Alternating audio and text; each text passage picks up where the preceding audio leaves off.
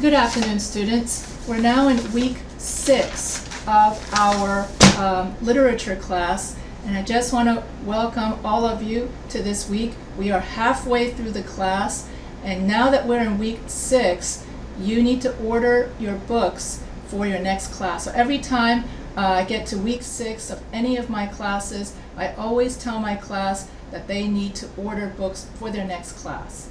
Okay, so this week we're going to talk about the relationship between poetry and music. And so we continue our unit on poetry this week. Remember, poetry was written to be read out loud, and so that the listener can hear the music and rhythm of the language. We use poetry to express our deepest emotion or celebrate a moment of joy or a moment of despair for the reader. When we read poetry, we have the listener, the speaker, who is the poet, and then you have the listener, who is the reader. And so that the poem is the intersection between the reader and the speaker. And so here you have music and poetry are intrinsically linked. A lot of song lyrics start out as poetry. Both music, lyric, and poetry have a lot of similarities, such as rhyme, and they talk about emotion. And so poetry, a lot of poems were written to be sung. So music expresses to the reader, exposes the reader to rhyme, rhythm, and repetition. And because poetry, and both poetry and music has rhythm in order to get to make us dance. And poetry has cadence, rhythm, rhyme, and may be used, and music may be used to complement poetry. And in ancient times, when a Greek poet would write a poem, and then someone would play a musical instrument with the poet. And also that's similar to the Psalms in the Bible. When King David would write his Psalms, and then he would have a lyre, somebody play an instrument as he wrote the Psalms. So the Psalms in the Bible are also ancient, so that's why it's very goes all the way back to biblical times that poetry is linked to music. For Greek people, so the Hebrew people, the Greek people, and the Chinese people also linked poetry and music together. For the oldest collection of poetry in China, known as Shi Jing, is also a collection of songs. And so having poetry and music linked together is a very ancient tradition.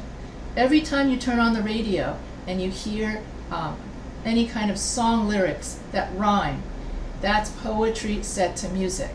And so when you listen to your favorite song, you're listening to poetry set to music. For poetry is written to be sung. And so here, and Emily Dickinson wrote her poems based off of her favorite melodies in her favorite church hymns. And so today, rap, jazz, hip-hop, folk song, and country music all draw their inspiration from poetry. And also the rapper Tupac Shakur was actually a poet and actually wrote a book of poetry before he became a rap singer.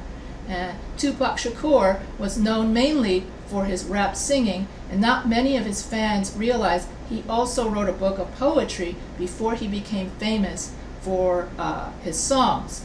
So that's another way in which you can understand that music and poetry are linked together. And so this week we will explore how poets use sound in order to bring rhythm and cadence to the English language, rendering the language much more musical to the ears.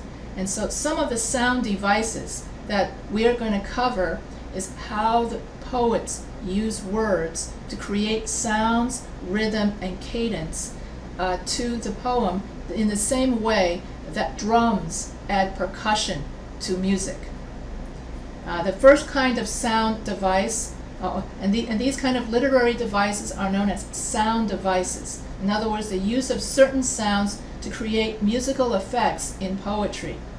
The first kind is assonance. Assonance is when we repeat the same vowel sounds in the same line. Alliteration, in which we repeat the same consonant words in the same line. Meter, we use different pattern of beats and different pattern of rhythm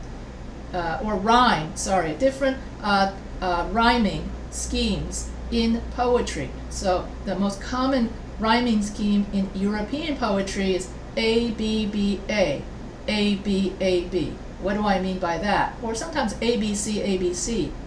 And so that means that, for instance, the ends of the rhymes would be something like she eats hay. This would be A, B, B, A. She eats hay. He is beat. She likes to sleep. And so A, B, B, A, and he is break, or whatever. So A, B, B, A. And then A, B, A, B. Rice, heat, rice, heat. In other words, then you've got A, B, A, B rhyming. And onomatopoeia. Oh, I got it, finally. Onomatopoeia, I have trouble saying that.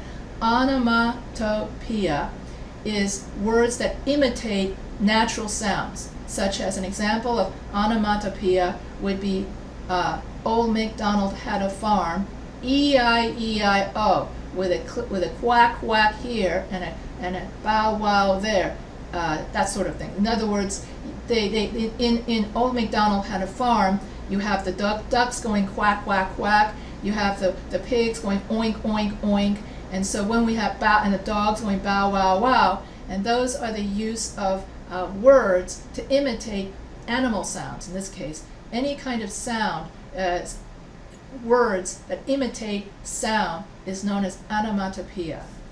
So that's the use of. So here are some examples of alliteration. So alliteration, like I said, is the repetition of consonants in the same line. So Peter Pecker picked a peck of peppers. You try saying that 5 times fast. So that's alliteration. Assonance, that's the repetition of the same vowels in the same line. An apple a day helps keep the doctor away. So in this line, you got the same a doctor a day helps keep an apple a day helps keep the doctor away. I mean, I can actually sing it if you wanted to, but I'll try not to do that in a lecture. This is supposed to be a formal lecture and stuff. And then consonants, which is the use of the same consonant sounds in the same line. Eat your treat within one beat. So E, E, E, E, E. So that's the same consonant sound in one line. And so that's the use of sound words. Now you can also use another way to add rhythm to the poem is using stressed and unstressed syllables. In other words, for instance, every word in English has syllables. For example, because, that has 2 syllables. Yvonne, 2 syllables. Let's see. Explanation, explanation. So that's 4 syllables. So every word in English has different syllables based on how many vowels are in that word. And so when we speak English, we actually stress one syllable over another syllable. When we speak in everyday language, we don't even think about it. We only become aware of this is when a poet changes the beat, or if we go to England and we hear English, but then they stress the words differently. What do I mean by that? In America, we say privacy. So here, we stress the first vowel, pri, and that's a long vowel, privacy. And then the v is a short vowel, c is a short vowel sound. So long vowel, short, long, short, privacy. Okay? But in England, they stress the second syllable. So it's privacy. Therefore, you stress the va, and not the first syllable, but you stress the second syllable in privacy, and you end up with privacy. You got to have some privacy. So that's British English. And so just by changing the syllable of what we stress, it renders the poem to sound different. And so if you're a singer, you know that when we sing, we have to stress certain words more than other words in order to get a certain rhythm to the song. So if you sing gospel, if you sing rap, you will stress certain words more than other words in order to create that beat, okay? So that when we create the cadence or rhythm in the language, that's one way in which we do it. And so here is an example. So here, rhythm is defined as a measured motion. Rhythm is a literary device that demonstrates the language and that demonstrates the long and short patterns through stressed and unstressed syllables. That's just what I said. In other words, you stress certain words more than others. Here's an example. She made a star on her car. She made a star on her car. Okay, so I'm a terrible singer, at least when I'm not using melody. I'm actually a decent singer if there's melody to it. But if I just say, so basically here, she made a star on her car. That's the sentence. And then I emphasize the words star and car. So I go, she made a star on her car. So therefore, I had, and so that's how we show cadence in poetry. How do you pray? Looking at the stray. Nina likes the ball in the mall. Okay, so that sort of thing. And so we are going to read some poems that actually have these devices where the poet uses nonsense words, uses cadence, and uses different rhyming schemes in order to add rhythm, cadence and a beat to their poetry. So we're going to be reading Jabberwocky, and we're going to be reading A Fly Buzzes When I Died. And so those are the two poems that we're going to read in order to show how you can add sound to the poem to add rhythm and to make it more musical. Okay, just like when you add drums to music. And so when you do your essay this week, you're going to analyze a poem, and you're going to choose a poem that resonates with you.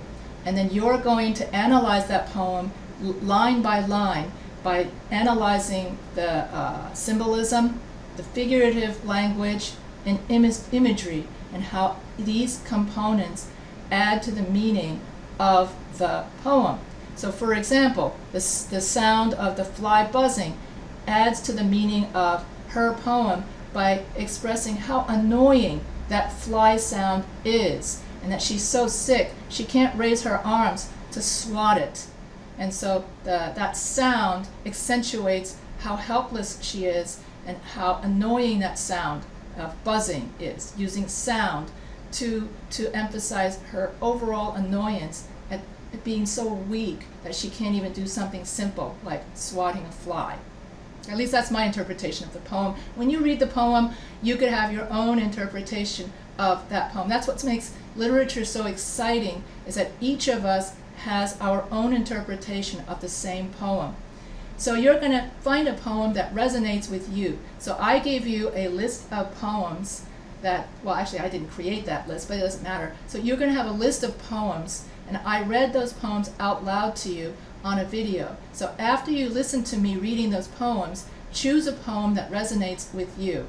Now for me, the poem that resonates with me is Langston Hughes' I Too Am America, because as an Asian American, I've often felt that like a second-class citizen, and I believe that I too represent America. And then another poem that resonated with me is Bilingual, in which in that poem the poet talks about how in her house, when she's at home, she speaks Spanish, and then when she's outside the house, she speaks English, and how that breaks her heart because she has to separate the two worlds.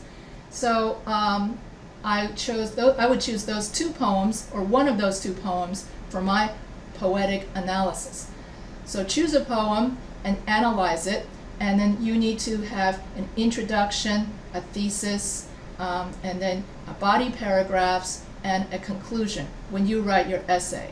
You also are going to write a reader's journal in which you're going to choose a different poem to analyze. And so in week 5 and 6, you're going to have a total of approximately 4 poetic analysis assignments. So you need to choose a different poem for each assignment so that you don't self-plagiarize. So assignment 1, you're going to choose poem A. Assignment 2, you're going to choose poem B. And assignment 3, you're going to choose poem C. And assignment 4, you're going to choose poem D. So always choose a different poem for each of your poetic analyses. And so, and then the difference between the essay and the journal is that in the essay, you have to write in the formal introduction, body paragraphs, and conclusion, and have a thesis statement with matching topic sentences, while in your reader's journal, you just simply write about how a piece of literature affected you. Just like in the week 1 discussion board, we talked about, I asked you, how did literature impact your life? What favorite piece of literature did you read that impacted you? And then you simply responded in the forums. When I read Gone with the Wind, for instance, I loved the pageantry, I loved the spectacle of it all, and so on and so on and so on. So reader's journal is more like a diary, it's more informal. And so whether or not you use a thesis statement or not is not as essential, and then it's much less. You could also put in an outline. I remember the assignment actually said that a reader's journal can also be like an outline. And so a reader's journal is more relaxed. And so that's going to be what you're going to write for this week. So this ends this poetry unit on poetry.